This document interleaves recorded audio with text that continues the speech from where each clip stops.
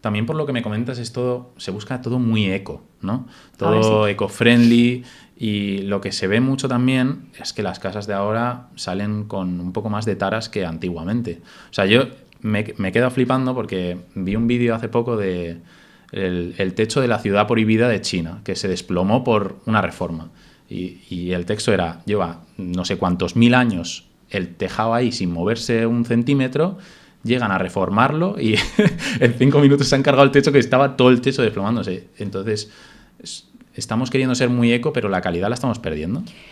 Se está perdiendo por la falta de mano de obra. Sí. Eso es un problema muy importante que hay en la construcción. Entiendo que en otros sectores también, ¿no? O sea, ahora decían que si no hay buenos camareros, pues supongo que no, de los de antes de saber tratar al público, ¿no? Uh-huh. Pero en la construcción hay un problema muy importante. Y es que no hay... Yo hablé con un carpintero. ¿Sí? Que antes el que quería ser carpintero empezaba de aprendiz, cobrando entre 0 y nada, ¿no? Uh-huh. Pero el maestro, que era el carpintero, pues le iba enseñando. Entonces de aprendiz pasaba a, no sé, a peón, de peón a oficial, de oficial a oficial de primera. Y entonces había esa curva de aprendizaje que ahora mismo no existe. Y por eso también se trata muchas veces de buscar la industrialización un poco de la vivienda. Yeah. Porque es muy complicado encontrar a alguien que sepa restaurar ese techo de China. Sí. Sí, no hay... Es que no hay buenos profesionales. Claro. Ya nadie se quiere dedicar a eso. Ahora todo es la informática, no sé qué. Todos queremos ir a la universidad y todos queremos que nuestros hijos vayan a la universidad. Y ni siquiera la FP, porque la FP también tiene... O sea, no sé, supongo que si quieres ser albañil, igual no debes hacer FP, debes empezar en la obra y tener ese interés por aprender. Mi padre también aprendió así y acabó de oficial de primera y de encargado, pero tuvo esa curva de aprendizaje y ese interés por aprender, claro.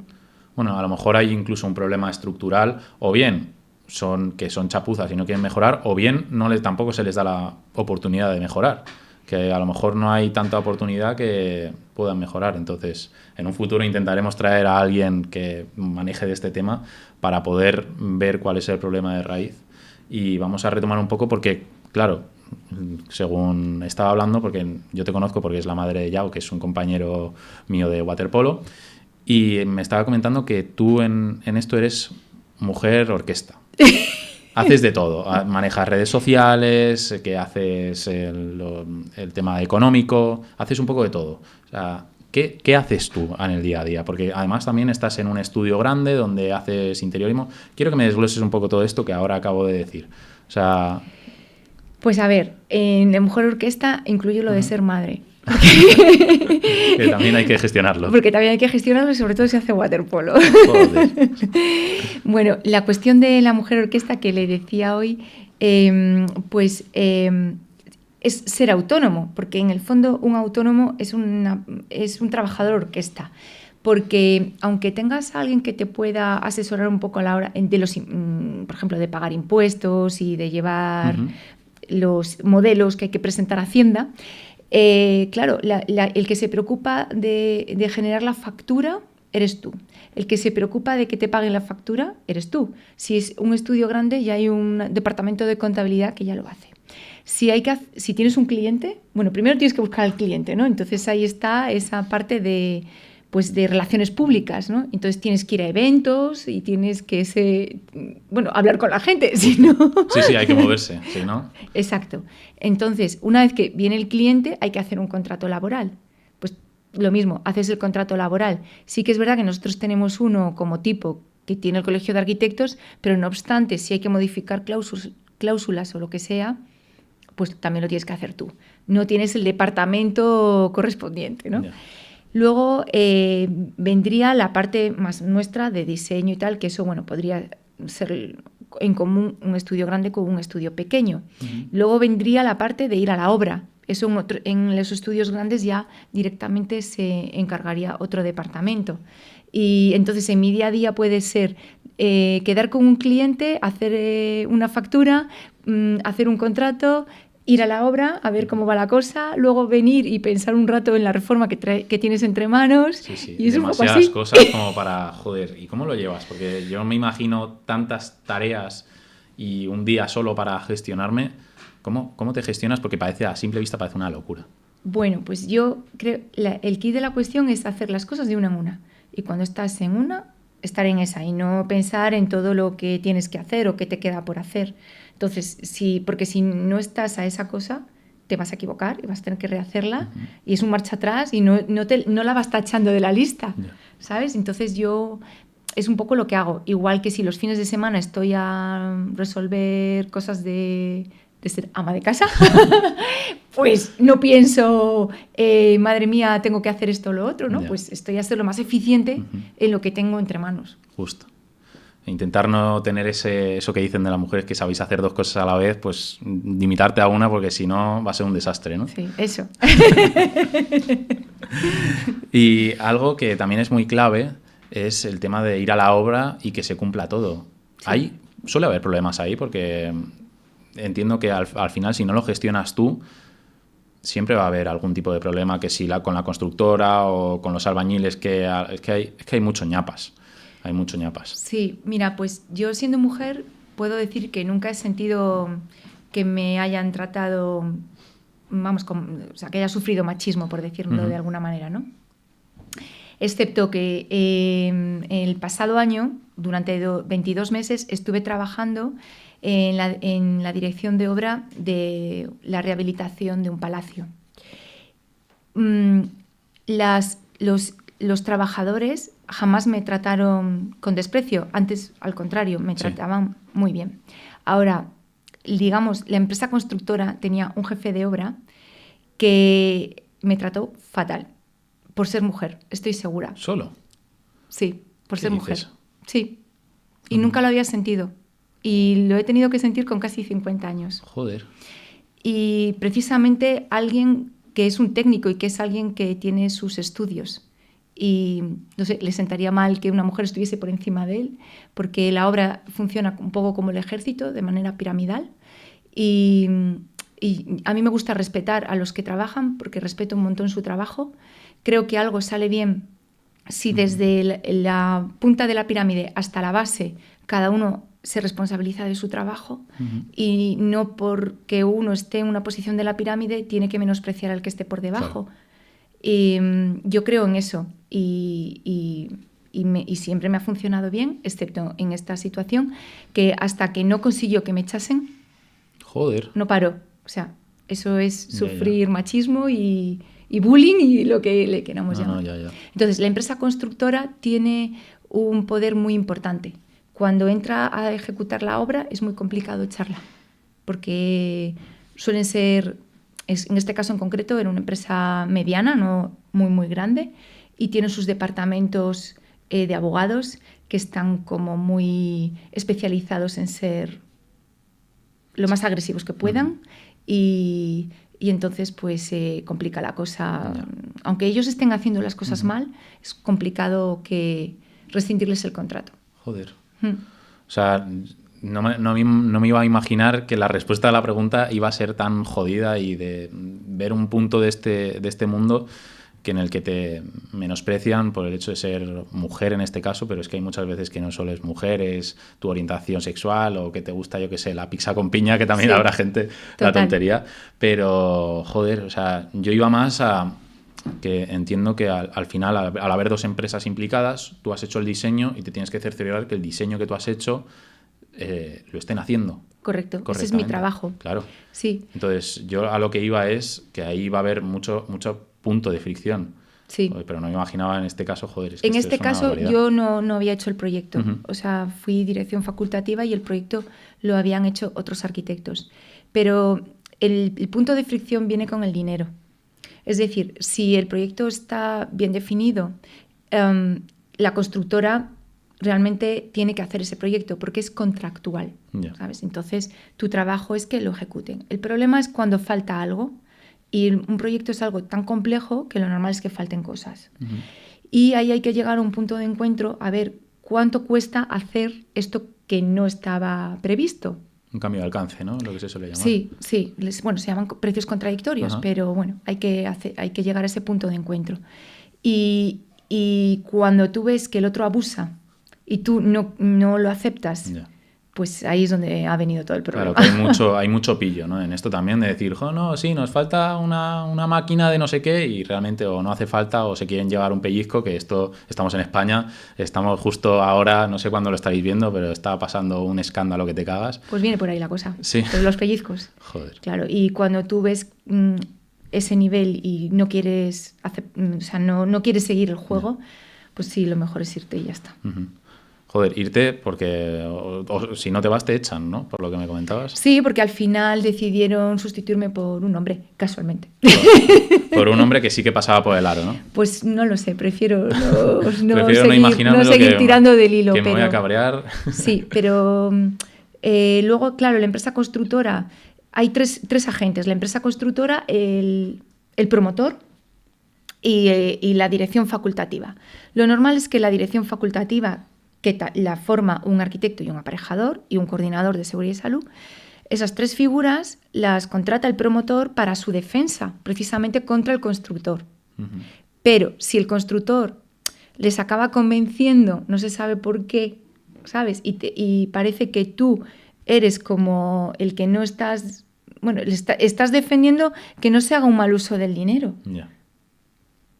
Pero como que se unen sí, las otras culpable. Dos figuras, yeah. pues es como que tú ya... Ahí es mejor que te vayas, sí. Claro. Y que busquen otra persona pues con la que se entiendan mejor. Uh-huh. Claro, el tema del dinero en la arquitectura entiendo que es un problema primordial, ¿no? Total, es clave. O sea, otra cosa que no te comentan cuando con mucha ilusión empiezas a estudiar arquitectura es que tu familia debería tener mucho dinero, porque es muy complicado vivir de lo que los que hemos estudiado arquitectura entendemos por buena arquitectura. Yeah. ¿Sabes? Porque para hacer buena arquitectura probablemente tus honores sean miserables, ¿sabes? Y tengas que presentarte a muchos concursos y no ganes el primero, sino que ganes el número 20 y tienes que seguir viviendo antes de ganar ese concurso con el que vas a llevar a cabo. Entonces, ¿cómo vives? Pues o tu familia tiene dinero o no sé, o no hay otra manera. Claro. O sea, yo cuando estuve a punto de estudiar arquitectura, la opción de salida era, en España estás jodido, te tienes que ir fuera, en Finlandia y todo ese tipo de países había un montón de trabajo y con el sueldo que se espera de un arquitecto que es un especialista, joder, que tienes que saber de materiales, de electricidad, de por dónde va el agua, o sea, hay que saber de un montón de movidas, o sea, ¿cómo ve un arquitecto el mundo? Porque yo me lo imagino que vas por la calle y a lo mejor dices, joder, este edificio, vaya técnica, ¿esto es solo cosa mía o te pasa? Claro, esto es así. Esto es como mi hija que tocaba el violín, tuvo un profesor que era un chico joven y tal, y dice, es que yo la música del metro no lo escucho como vosotros, yo oigo notas musicales, oye, do, re, mi, fa, sol, así, o sea, que cada uno con su formación, pues inevitablemente ve el mundo. Uh-huh. Y entonces, pues mi marido dice que a veces disfrutamos menos porque solamente vemos los problemas, que si vamos a ver un edificio, pues no hacemos como los demás, qué bonito, sino que no paramos de ponerle pegas.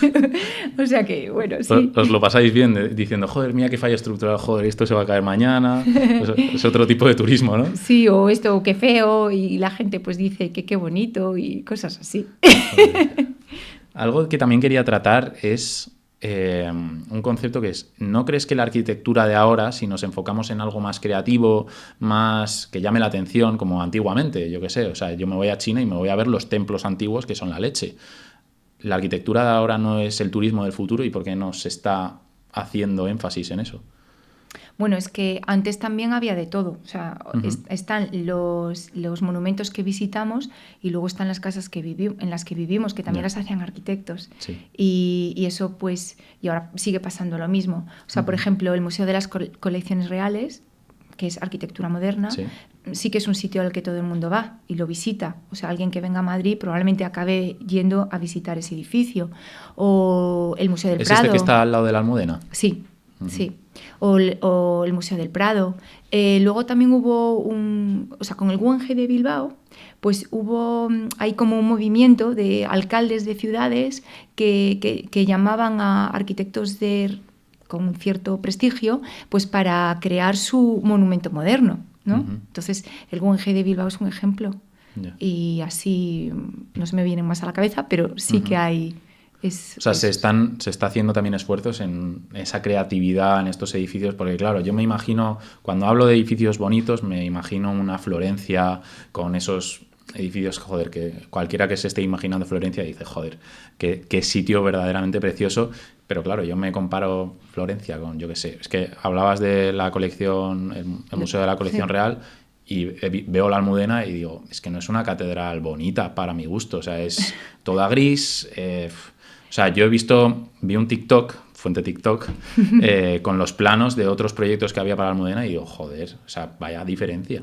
Bueno, es que la Almudena la hizo Chuca Goitia, que es más o menos reciente, es un arquitecto, es reciente, no es como Florencia, ¿no? Pero en Florencia los monumentos en su momento también rompían los esquemas, ¿no? Entonces, claro, lo que nosotros ahora, a lo mejor tú ves que no es como tan monumento, ¿no? Sí. Pero es como... a ver cómo te digo. Pensar fuera de la caja, ¿no? Lo que me comentabas al principio del podcast, que en arquitectura os enfocáis en ver todo desde un prisma distinto, ¿no? Sí, es que los edificios estos, vamos a decir un poco especiales, es que no me sale ahora mismo la palabra, claro, no son los edificios de viviendas en los que viviría cualquier persona, ¿no? Yeah. Pues son museos, catedrales también se siguen haciendo, iglesias, no sé, incluso las casas cuartel de la Guardia Civil en un pueblo, pues junto con el centro de salud y el ayuntamiento, pues son los edificios un poco emblemáticos y diferentes a la masa que es realmente el uso residencial, ¿no? Entonces, este tipo de edificios es a lo que aspiramos a hacer los arquitectos cuando estudias arquitectura, claro. Claro, y esas vacantes son limitadas. Claro. Y lo que me preguntaba, ya que antes hablábamos de pellizcos, también entiendo que habrá mucho enchufe, ¿o no? ¿O no tanto en este aspecto? Sí, claro. O sea, por ejemplo, la ciudad de la cultura de Santiago de Compostela, ¿no? Pues es que, igual que el Guggenheim, igual que otros edificios, que se ha hecho un esfuerzo económico muy grande para llevarlo a cabo, los han elegido casi a dedo a los arquitectos que querían que participasen en esos concursos, porque la arquitectura, además de con el dinero, también se relaciona mucho con la política. Entonces, si un político quiere como un poco pasar a la historia, pues elige arquitectos que en ese momento se consideran de prestigio y probablemente sean extranjeros, ni siquiera sean españoles, ¿no? Claro, al final también la obra es pública, ¿no? Cuando estamos hablando de la catedral, de monumentos de esta índole, estamos hablando de que todo dinero eso público, es dinero todo. Público. Sí. Entonces sí, no sé cuánto de amañados pueden estar esos concursos luego, pero lo que creo es que a la hora de invitar, pues invitan a... Ya gente con renombre, que tiene un portfolio bastante... A un grupo selecto, vamos a llamarlo. Sí. O que han tenido la oportunidad de participar en proyectos muy chulos, sea por X y Z. A lo mejor ha sido gente brillante que se ha movido un montón, o a lo mejor incluso son unos gañanes que han hecho 3 proyectos en la carrera y les han elegido porque es el hijo de. Pero eso, bueno, como tampoco yo personalmente no tengo ni idea, no voy a meter baza. Sí. Y claro, también estás trabajando en una que era un poco más grande, ¿no? Un estudio. Perdón, es que hablo siempre de empresas. Es que nosotros no somos un rara avis, no llamamos universidad, le llamamos escuela. Hay que llevar la contraria. Ni facultad ni nada, somos escuela y luego no decimos empresa, decimos estudio.